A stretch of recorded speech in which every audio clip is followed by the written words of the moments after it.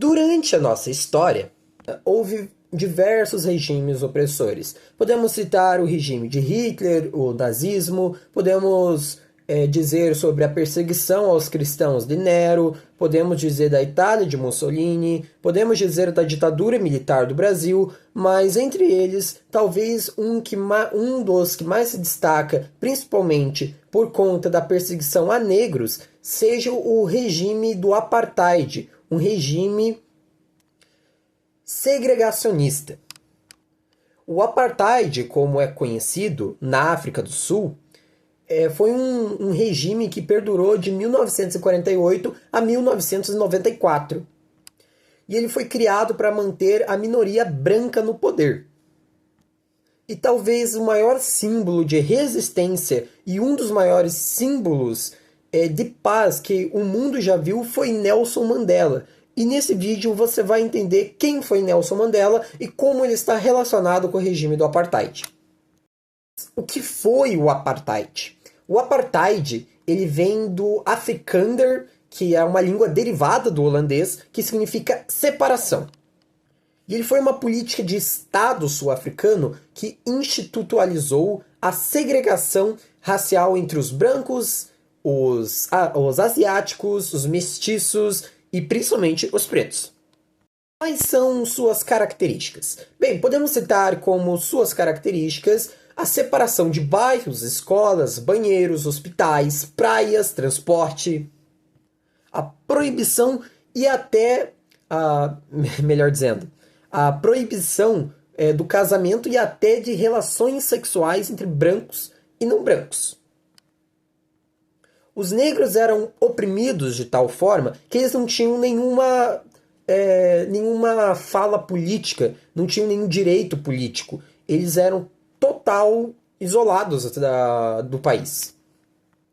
Isso gerou a criação de bantustões, que são territórios autônomos, entre muitas aspas, que eram onde os negros eram forçados a viver com um saneamento precário, uma infraestrutura ridícula e serviços controlados. Você lembra na Itália fascista que os alunos eram obrigados a adquirir um manualzinho e ficar levando um manualzinho? Na África do Sul dessa época ocorreu algo parecido. Os negros eram obrigados a levar o que chamam de passbook, que era um certo documento que permitia que eles andassem. Com tudo isso ocorrendo na África do Sul, é de se imaginar que ocorreu muitas revoltas e protestos em movimentos civis. Como isso tudo começou? Como que chegamos aos brancos no poder num país onde se predomina pretos? Então vamos para o contexto histórico. Essa história ela começa no século XVII, onde a África do Sul foi colonizada pelos holandeses, que se chamam Boers, e depois ela foi tomada por britânicos. E como todo europeu, do século XVII até o século... Na verdade, até hoje, que há exploração, eles queriam minérios, eles queriam explorar os recursos naturais do país, principalmente ouro e diamantes, onde o local era rico. Mas vale ressaltar que nessa época também havia um sistema segregacionista racial no país, que não era independente ainda. Mas ele não era um sistema legal e estruturado. Lembra dos Boers e que eu falei Afrikaners mais cedo no vídeo? Então, os Boers ficaram conhecidos como Afrikaners. E vale sempre a pena ressaltar, os Boers eram de origem holandesa, mas também havia certos alemães e franceses huguenotes na região. Voltando um pouco, lembra da colonização dos britânicos? Então, houve uma guerra dos Afrikaners, Boers, entre parênteses os Boers, que são o mesmo povo, que houve duas guerras no século XIX, conhecidas como as Guerras dos Boers. Essas guerras que ocorriam no século XIX eram guerras contra o imperialismo, que estava se tornando comum naquela época, principalmente nos países como a Grã-Bretanha, a França, a Alemanha, os Estados Unidos, o Japão, entre vários outros países que valem o seu próprio vídeo falando do imperialismo. Inclusive, essas pequenas guerras ocorreram na China, por exemplo, com a Guerra do Ópio. Ocorreram no Congo com a Guerra Civil, com o genocídio do Congo com a Bélgica. Mas enfim, fecha parênteses aqui. O que é pra gente entender é que os Boers se saíram derrotados. Os britânicos ganharam essas guerras. Porém, eles mantiveram a sua política significativa ali no país. Pera. Você está me dizendo que os Afrikaners duelaram com britânicos, mas os Afrikaners eram brancos? Sim, por incrível que pareça, era exatamente isso. Os Afrikaners eram de origem holandesa, de origem francesa, alemã, mas estabeleceram um senso africano, digamos assim, mas eles não deixaram de ser brancos. Eles também tiveram poder e influência ali na região e teve influência religiosa, principalmente dos calvinistas, o que mexeu com a mente de superioridade, uma mente mais capitalista de ser. E a gente está falando do século XIX. O que era muito comum no século XIX? O nacionalismo. A crescente do nacionalismo, do sentimento de orgulho da nação que se tem que lutar até o fim, o que mais tarde resultou na Primeira Guerra Mundial. Vamos nos aprofundar um pouco nas duas guerras dos Boers e depois começar a relacionar isso com o regime do apartheid. Bom, houve duas guerras. A primeira foi a Primeira Guerra dos Boers, de 1880 a 1881. A causa foi que os britânicos tentaram anexar a República do Transvaal a uma das repúblicas Boers independentes. A vitória começou do lado dos Boers, que conseguiram recuperar certa autonomia no Transvaal.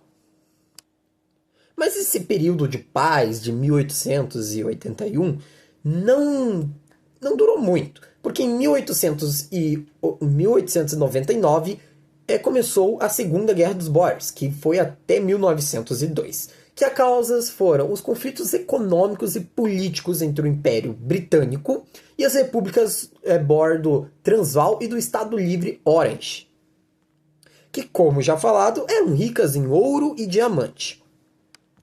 Mas o que ocorreu nessas guerras? Os britânicos usaram táticas brutais como campo de concentração, destruição de fazendas, que é conhecido como política de terra arrasada. A população civil Boer sofreu severamente, sofreu muito, especialmente mulheres e crianças. Ou seja, o resultado foi uma vitória britânica e as repúblicas Boers foram anexadas ao Império Britânico. E qual foi a consequência das guerras Boers? Primeiro, a criação da União Sul-Africana, dominada por brancos, principalmente ingleses e afrikaners. 1910. O que ocorreu em 1910? Exato, a independência da África do Sul. Com toda essa guerra dos Boers, ocorreu um reforço da identidade africana. Eu entender o processo das guerras dos Boers e o sentimento nacionalista dos afrikaners. Tá, e o que isso tem a ver com o apartheid? Bom, em 1948 esse sentimento estava à tona, então foi declarado o início do governo do apartheid. E em 1974, a África do Sul estava totalmente imersa no regime do apartheid. E nesse período ocorreram algumas coisas com a África do Sul. A primeira foi que o país enfrentava uma grande pressão internacional, principalmente, e isso só acalorou com a expulsão da África do Sul da ONU, além da expulsão do Comitê Olímpico Internacional devido a esses regimes segregacionistas. Vocês já entenderam a marginalização que a população negra tinha. Só que os afrikaners, como eles diziam ser, eles defendiam o sistema como necessário para a sobrevivência cultural e segurança, principalmente por conta de dois motivos. Na época ali do século XX, o mundo vivenciou a Guerra Fria. E de um lado estavam os Estados Unidos da América, que defendia sempre que o comunismo era ruim, que o comunismo era vilão. Ou seja, o mundo estava dominado por um medo comunista. E a África do Sul utilizava isso como argumento, com revoltas comunistas ocorrendo ao redor da África e várias guerras ocorrendo, ela apontava a culpa do comunismo. E eram liderados por pretos, dizendo que pretos eram comunistas. Então o argumento dos afrikaners era: a gente não vai dar liberdade política para a população negra porque eles eram comunistas, eles têm ideais comunistas. Um absurdo! Outro argumento seria que eles são marginais, que eles só sabem brigar usando como desculpa os conflitos na África daquele século. Lembra que eu falei da expulsão da África do Sul da ONU? Bem, isso foi um golpe diplomático direto contra o regime sul-africano. E ele foi liderado por John Vorster. Ou seja, John Vorster era o líder, ou melhor, o primeiro-ministro da época e principal figura do Partido Nacional que comandava a África do Sul. E foi por culpa dele que a África do Sul foi expulsa. Vou dar um pouco mais de contexto daquele medo comunista que os sul-africanos, os Boers, tinham. Em abril de 1974, ocorreu a Revolução dos Cravos, em Portugal, que levou ao fim da ditadura salazarista e iniciou a descolonização na África, principalmente em Angola e Moçambique. Quando esses países se tornaram independentes, eles adotaram governos marxistas, e isso aumentou o temor dos afrikaners. E o que isso gerou? Aumentar a repressão. A população não gostou, e isso resultou numa maior vigilância, maior censura e principalmente repressão política. E vale destacar que essa repressão foi principalmente no movimento Black Consumers, liderado por Steve Biko. Em 1974, houve um certo sentimento por parte dos afrikaners que o apartheid era necessário para preservar a sua cultura. E o que é cultura? Bom, entre eles está idioma e religião. Mas vem cá, o idioma era derivado do holandês. E a religião era calvinista. Eles já tinham largado a religião, a cultura de fato sul-africana. Eles abraçaram uma cultura totalmente branca e se assumiram assim. Já houve essa perca da identificação nacional há muito tempo. E lembra da história dos Boers? Os afrikaners usavam o discurso simbólico de resistência branca frente ao mundo negro e comunista, idolatrando a vitória na Guerra dos Boers. Que no caso foi apenas a primeira Guerra Boer, porque a segunda eles perderam. De algumas políticas de segregação. Bem, existem várias. Como, por exemplo, a Lei do Registro da População, de 1950, que classificava os cidadãos como raça. Além da Lei de Área de Grupo, também de 1950, que estabelecia áreas separadas para cada grupo racial. A Lei de Casamento Misto de 1949 proibia casamento entre raças diferentes, como já dito anteriormente. E nem preciso dizer, os negros não podiam votar, formar partidos ou viver em áreas, nas mesmas áreas que os brancos. A influência externa e as consequências. Bom, houve a pressão internacional, que sobretudo a ONU condenou o apartheid como crimes contra a humanidade. As empresas estrangeiras começaram a sair do país, sair de mansinho. Vários movimentos como Black Power e a luta por direitos civis nos Estados Unidos inspiraram e apoiaram os sul-africanos. Algumas consequências do regime. Milhares de mortos, alguns torturados e outros presos.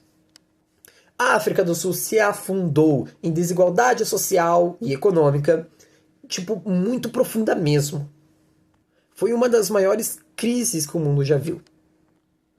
E ela impactou tanto que a África do Sul até hoje tenta superar isso. Outra consequência foi a criação da Comissão da Verdade e Reconciliação, liderada por Desmond Tutu, que serve para lidar com os crimes do apartheid sem revanchismo. O apartheid sofreu muitas campanhas de combate. E eu vou falar algumas delas. Vamos começar pelas internas e depois a gente fala das externas. Nas internas temos a ANC, Congresso Nacional Africano, que liderou protestos, greves e sabotagens contra o governo. A PAC, o Pan-Africanist Congress. Esse era mais radical e ele também lutava com o regime, eles realmente um pau. Teve o Soweto Uprising, feito em 1976, que eram protestos de estudantes negros reprimidos com a violência, que resultou em mortes e revolta mundial. Algumas das campanhas de combate externas. Sanções econômicas e embargos foram impostas por alguns países, como, por exemplo, os Estados Unidos e o Reino Unido. Boicotes esportivos e culturais, como, por exemplo, a Olimpíada, que a África do Sul foi banida de participar, e a Copa do Mundo, inclusive, foi bem interessante, porque quando a África do Sul se livrou do apartheid e finalmente foi livre, decidiram fazer a primeira Copa do Mundo na África. E foi em que local? África do Sul. Foi como um símbolo de liberdade para muitos. E campanhas globais como o Free Mandela e o End Apartheid No, que foram movimentos que mobilizaram artistas, intelectuais e principalmente líderes mundiais. E antes da gente começar a falar sobre um cara muito especial, vamos só falar rapidinho de como o apartheid começou. E eu prometo que é bem rápido mesmo, porque ele começou em 1948, quando o Partido Nacional, que eram os Afrikaners, venceram as eleições. E daí começou a instalar a segregação. É o homem, é o incrível, é um dos maiores pacifistas que já existiu, Nelson Mandela. E para falar dele, a gente precisa falar de como o apartheid acabou. Em 1990, o presidente Frederick William de Klerk legalizou a ANC, que eu já tinha falado anteriormente. E ele libertou o Mandela. Sim, o Mandela foi preso em uma cela de 2 metros quadrados. Porque ele era a principal voz de resistência. E eles queriam silenciar. E tentaram até, mas ele era tão calmo e tão da paz que quando ele se libertou e tomou posse da África do Sul, ele convidou até os opressores para o jantar de posse dele, de tão sossegado que ele era. Bom, mas voltando. Em 1990, o Klerk legalizou a ANC e libertou o Mandela. e também começaram as negociações para uma transição pacífica. Em 1993, Mandela e de Klerk ganharam o Prêmio Nobel da Paz. E em 1994, a África do Sul realizou suas primeiras eleições multirraciais. E quem que ganhou? Nelson Mandela. E agora um pouco mais sobre o Nelson Mandela. Bem, Nelson Mandela foi um advogado, líder político e principal símbolo da luta contra o apartheid. Ele viveu de 1918 até 2013. Ele foi membro do Partido do Congresso Nacional Africano, ANC. Fundou o Umkhonto weSizwe e era braço armado do ANC. Ele foi preso em 1962 e condenado à prisão perpétua em 1964 por sabotagem. Passou 27 anos presos, a maior parte na prisão Robbinsland. Se tornou símbolo mundial de resistência e da luta pela igualdade racial. Em 1990 foi liberto. A pressão interna e externa, porque ele era um símbolo, né? E em 1994, como já dito, se tornou o primeiro presidente da África do Sul, só que eleito por multirraças.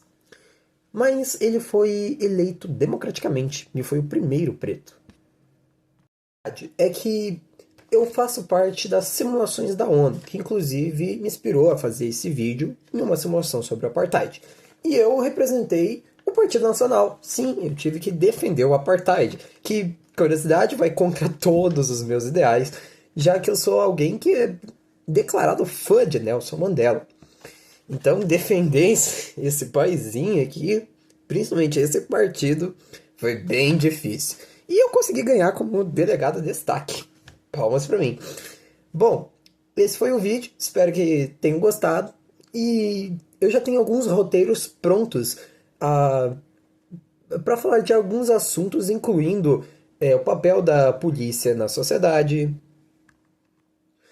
o milagre sul-coreano e as ONSs da Agenda 2045. Logo, logo vão sair esses vídeos. Bom, vejo vocês em outro vídeo. Tchau!